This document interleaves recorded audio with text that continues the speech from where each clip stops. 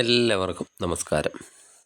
2026 ആയില്യം നക്ഷത്രക്കാർക്ക് എന്തൊക്കെ ഗുണദോഷ ഫലങ്ങളാണ് പൊതുവായി ഉണ്ടാകുന്നത് എന്നതിനെപ്പറ്റിയാണ് ഈ വീഡിയോയിലൂടെ ചർച്ച ചെയ്യാൻ പോകുന്നത്.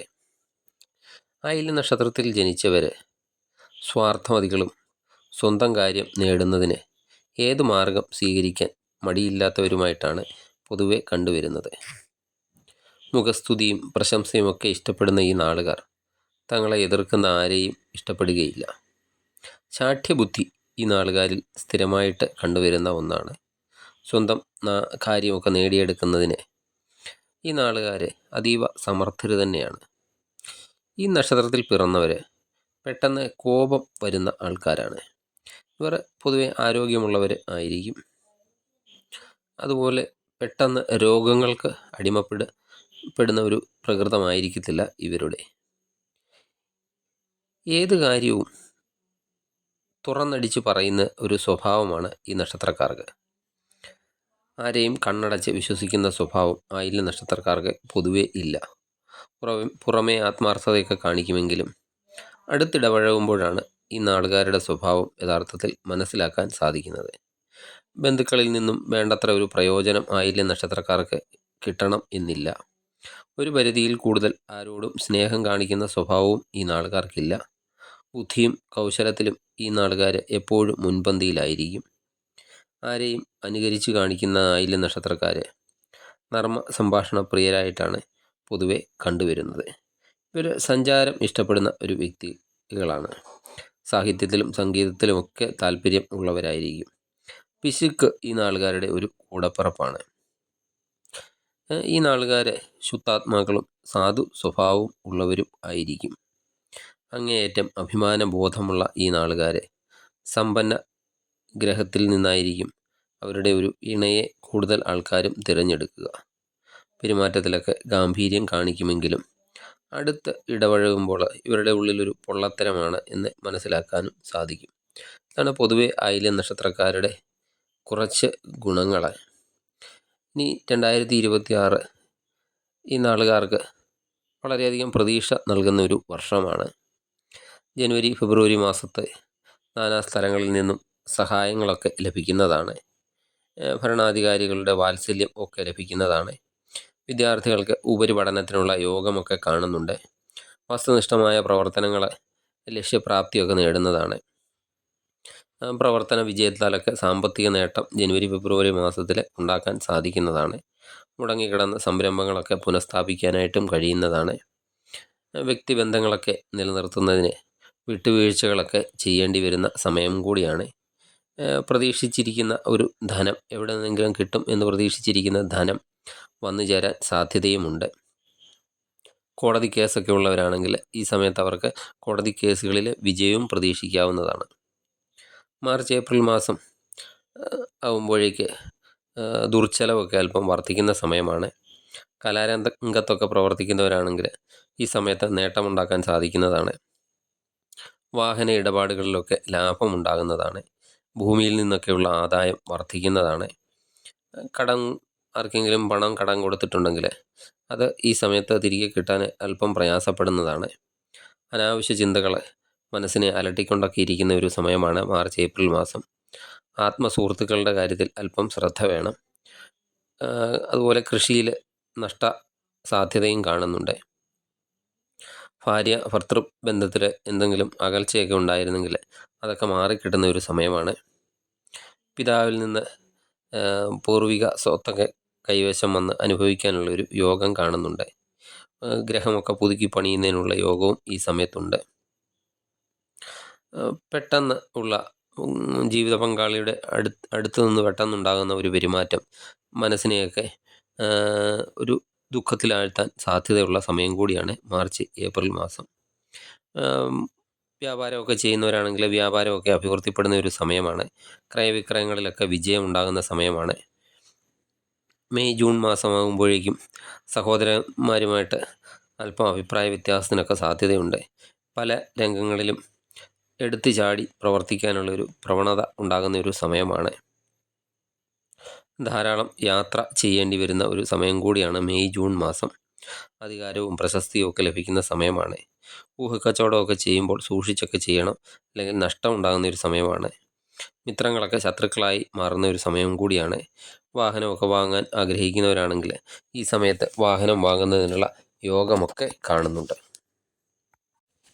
ബന്ധുക്കളുമായിട്ടൊക്കെ സംസാരിക്കുമ്പോൾ അല്പം ശ്രദ്ധിക്കണം, അല്ലെങ്കിൽ വാക്ക് തർക്കത്തിനൊക്കെ സാധ്യതയുണ്ട്. വിദേശ ജോലിക്കൊക്കെ ശ്രമിക്കുന്നവർക്കാണെങ്കിൽ വിദേശ ജോലിയൊക്കെ കിട്ടാൻ സാധ്യത കൂടുതലാണ്. ദാന കർമ്മങ്ങളൊക്കെ ചെയ്യുന്നതാണ്. ഒരിക്കലും തിരിച്ചു കിട്ടുകയില്ല എന്ന് കരുതി കടം കൊടുത്ത പണം ഈ സമയത്ത് തിരിച്ചു കിട്ടുന്നതാണ്. അനാവശ്യ ചിന്തകൾ മനസ്സിൽ നിന്ന് ഒഴിവാക്കേണ്ട സമയമാണ്. ജൂലൈ ആഗസ്റ്റ് മാസം ഊഹക്കച്ചവടമൊക്കെ ഒരു താൽക്കാലിക ലാഭം മാത്രമായിരിക്കും നിങ്ങൾക്ക് ഈ സമയത്ത് നൽകുന്നത്. അതുകൊണ്ട് ഊഹക്കച്ചവടമൊക്കെ ശ്രദ്ധിച്ച് ചെയ്യുക. ഉറ്റ ബന്ധുക്കൾ ശത്രുക്കളാകുന്ന ഒരു സമയമാണ്. കാർഷിക രംഗത്തൊക്കെ പ്രവർത്തിക്കുന്നവരാണെങ്കിൽ ഈ കാർഷിക രംഗത്ത് പ്രതീക്ഷയിൽ കവിഞ്ഞ ഒരു നേട്ടം കാണുന്നുണ്ട്. നഷ്ടപ്പെട്ടു എന്ന് കരുതിയ ധനമൊക്കെ തിരികെ ലഭിക്കുന്ന സമയമാണ്. ഔദ്യോഗിക രംഗത്ത് എന്തെങ്കിലും തടസ്സങ്ങളൊക്കെ ഉണ്ടെങ്കിൽ ഔദ്യോഗിക രംഗത്തുള്ള തടസ്സങ്ങളൊക്കെ മാറിക്കിട്ടുന്ന സമയമാണ്. എവിടെ യാത്ര ചെയ്താലും യാത്രാവേളയിൽ വിഘ്നേശ്വര ഭഗവാനെ ധ്യാനിച്ചായിരിക്കണം യാത്ര ചെയ്യേണ്ടത്. സാമ്പത്തിക ഇടപാടുകൾ ചെയ്യുമ്പോൾ കരുതലോടുകൂടിയൊക്കെ ചെയ്യണം. നമ്മുടെ പ്രവർത്തനങ്ങളൊക്കെ തടസ്സപ്പെടുത്താൻ ശത്രുക്കൾ ശ്രമിക്കുന്നതാണ്. അതൊക്കെ മുൻകൂട്ടി കണ്ട പ്രവർത്തനങ്ങളിലൊക്കെ ഏർപ്പെടുക. കൂട്ടു ബിസിനസ്സൊക്കെ ചെയ്യുന്നവരാണെങ്കിൽ അവരും അല്പം ശ്രദ്ധിക്കേണ്ട സമയമാണ്. പുതിയ ജോലിയൊക്കെ പ്രതീക്ഷിച്ചിരിക്കുന്നവർക്ക് ജൂലൈ ആഗസ്റ്റ് മാസം അവരുടെ ആഗ്രഹമൊക്കെ നിറവേറുന്നതാണ്. മാതാവിൽ നിന്നുള്ള ഗുണമൊക്കെ കൂടുന്നതാണ്. അയൽക്കാരുമായിട്ട് ഒരു നല്ല സൗഹൃദമൊക്കെ ഉണ്ടാക്കുന്നതിന് ശ്രമിക്കുന്നതാണ്. പുതിയ സംരംഭങ്ങളൊക്കെ ഏറ്റെടുത്ത് നടത്തുന്നതിനിടെയുണ്ട്. വിദ്യാർത്ഥികൾക്ക് വിദ്യാഭ്യാസ രംഗത്ത് അനുകൂലമായ മാറ്റങ്ങളൊക്കെ ഉണ്ടാകുന്നതാണ്.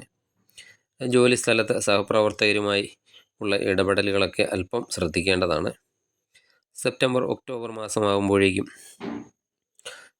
സാമ്പത്തിക ബാധ്യത മൂലം ബുദ്ധിമുട്ട്, അത് മറ്റുള്ളവരുടെ സാമ്പത്തിക ബാധ്യത ഏറ്റെടുക്കുന്നത് മൂലമുള്ള ബുദ്ധിമുട്ടാണ് ഉണ്ടാകാൻ സാധ്യത. അതല്പം ശ്രദ്ധിക്കണം. ദാമ്പത്യ പ്രതിസന്ധിയിലൊക്കെ ദാമ്പത്യമായിട്ട് എന്തെങ്കിലും പ്രതിസന്ധിയൊക്കെ ഉണ്ടെങ്കിൽ അതൊക്കെ തരണം ചെയ്യാൻ സാധിക്കുന്നതാണ്. ആത്മധൈര്യമൊക്കെ വർദ്ധിക്കുന്ന സമയമാണ്. കർഷകർക്ക് നാൽക്കാലികളിൽ നിന്നൊക്കെയുള്ള ധനലാഭം ഉണ്ടാകുന്നതാണ്. സാമ്പത്തിക സ്ഥിതിയൊക്കെ മെച്ചപ്പെടും. കുടുംബത്തിലെ മംഗള കർമ്മങ്ങളൊക്കെ നടക്കാനും സാധ്യതയുണ്ട്. വന്നു ചേരുന്ന അവസരങ്ങളൊക്കെ വേണ്ട വിധം ഉപയോഗിക്കണം, ഇല്ലെങ്കിൽ പിന്നീട് ദുഃഖിക്കേണ്ടതായി വരുന്നതാണ്. വസ്തു സംബന്ധമായ കൊടുക്കൽ വാങ്ങലുകളൊക്കെ നടക്കാവുന്ന കാലമാണ്.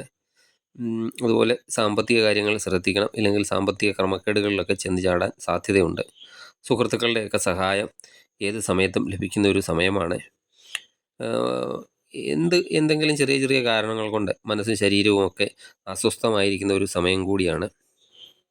ഭക്തിമാർഗത്തിലൊക്കെ അധിക ശ്രദ്ധയൊക്കെ ചെലുത്തുന്നത് ഇതിൽ നിന്നൊക്കെ ഒരു മുക്തി നൽകുന്നതാണ്. മുൻകോപം നിയന്ത്രിക്കേണ്ടതാണ്. മുൻകോപം മൂലം മറ്റുള്ളവരുടെയൊക്കെ അതൃപ്തി നേടിയെടുക്കാനുള്ള ഒരു സാധ്യതയുണ്ട്. തീരുമാനങ്ങൾ എന്തെടുത്താലും സെപ്റ്റംബർ ഒക്ടോബർ മാസം വളരെയധികം ആലോചിച്ചു മാത്രമേ ചെയ്യാവൂ. അകന്ന് ഒക്കെ നിൽക്കുന്നവർ അടുത്തൊക്കെ വരുമ്പോൾ പ്രത്യേകം ശ്രദ്ധിക്കേണ്ടതാണ്. നവംബർ ഡിസംബർ മാസമാകുമ്പോഴേക്കും ഈശ്വരാനുഗ്രഹമൊക്കെ കൂടുതലുള്ള ഒരു സമയമാണ്. ശത്രുദോഷമൊക്കെ കുറയുന്നതാണ്. കുടുംബ ബന്ധത്തിൽ സന്തോഷകരമായ ഒരു മാറ്റമൊക്കെ ഉണ്ടാകുന്നതാണ്.